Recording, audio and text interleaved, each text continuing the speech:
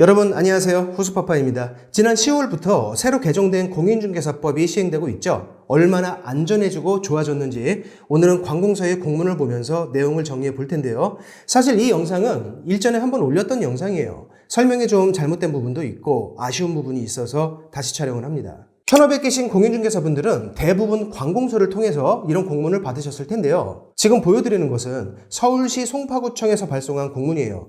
이번에 새로 바뀐 내용은 총 4가지입니다. 하나는 개정된 내용이고 3개는 새롭게 신설됐죠. 첫 번째는 등록의 결격 사유에 대한 내용인데요. 금고 이상의 형의 집행유예를 받고 그 유예기간 중에 있는 자, 이게 원래의 규정이었는데 2년이 추가되었죠. 집행유예가 만료된 후 2년이 지나야만 등록을 할 수 있도록 바뀌었어요. 대부분의 분들에겐 해당 사항 없으니까 넘어가겠습니다. 두 번째는 중개보조원의 숫자를 제한하는 내용이죠. 신설된 조항입니다. 중개보조원은 공인중개사 숫자의 5배수를 초과하지 못한다, 이런 내용인데요. 사실 저는 이것도 좀 많다고 생각해요. 대표님이 계시고 소속 공인중개사가 1명 있는데 중개보조원이 10명이다. 총 12명 중에 중개보조원이 10명이라면 뭔가 좀 이상하지 않나요? 중개보조원의 수는 공인중개사 숫자의 2배수 정도여도 충분하다고 보고요. 아무리 많아도 3배수 이상은 아니라고 봅니다.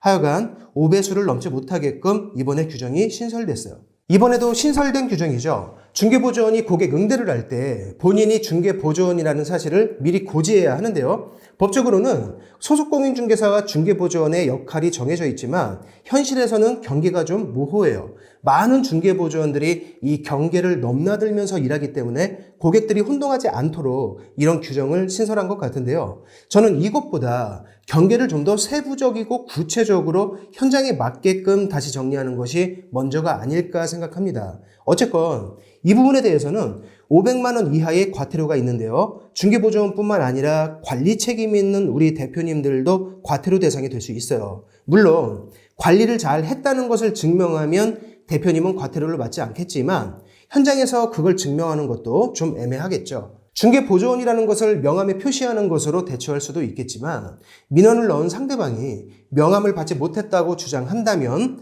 이것도 증명하기 좀 애매해요.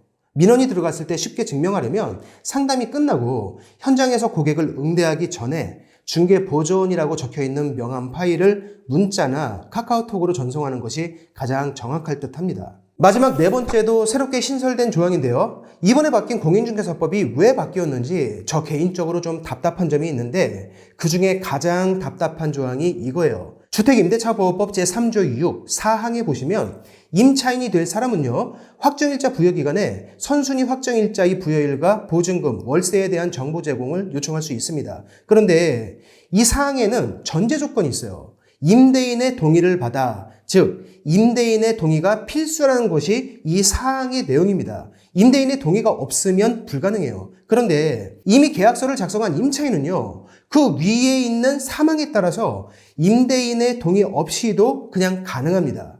주택의 임대차에 이해관계가 있는 자이기 때문이고 실제로 일선에서는 계약서만 있으면 임대인 동의 없이 열람할 수 있어요. 그렇다면 우리 공인중개사들이 계약서를 작성하는 순간에 안내해야 하는 것은 임대인의 동의가 필요한 사항이 아니라 계약을 한 임차인이 임대인 동의 없이도 할 수 있는 사항을 안내하는 것이 맞습니다. 일단 여기서부터 잘못됐고요. 원점에서 내용을 다시 보도록 하죠. 다시 말씀드리지만 현행법상 계약서를 작성하지 않은 임차인은 임대인의 동의 없이 그런 내역들을 열람할 수 없어요. 계약을 한 임차인만 열람할 수 있습니다. 그럼 계약을 하지도 않은 사람이 그런 정보를 본다는 것에 과연 임대인이 서면 동의를 해줄까요? 임대인이 찔리는 게 없으면 해주지 않을까?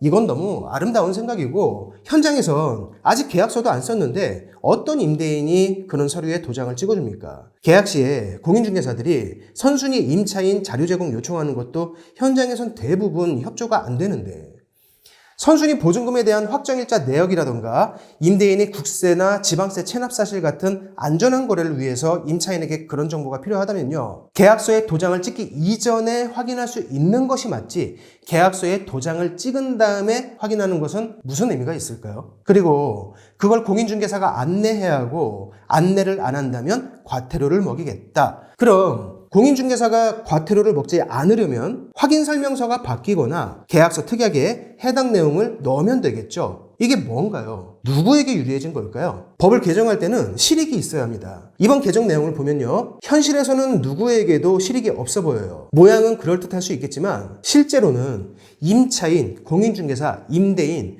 그 누구에게도 실익은 없고요, 더 안전해지거나 편안해지거나 유리해진 사람은 아무도 없어 보입니다. 그냥 내용이 바뀌고 추가돼서 약간 더 복잡해졌을 뿐이죠. 저는 개인적으로 국회에서 이런 식의 법 개정을 남발하는 것을 반대하는 입장입니다만, 국회의원은 입법으로 평가받기 때문에 뭔가 계속 법을 바꾸고 추가하려고 하죠. 꼭 공인중개사법이 아니더라도 최근 몇 년 동안 개정되고 있는 여러 법률들을 보면요, 이게 과연 현장을 보고 바꾸는 것인가, 현장에서 실제 쓸모가 있는지 시뮬레이션을 돌려보고 만드는 것인가 의문이 들 때가 많습니다. 여하튼 새롭게 개정된 공인중개사법, 예전에도 이렇게 바뀔 것이라고 정리해드린 영상이 있었는데요, 10월부터 시행되었으니까 우리 중개사분들은 과태료 대상이 되지 않도록 참고하시기 바랄게요. 오늘 영상은 여기서 마치겠습니다. 고맙습니다.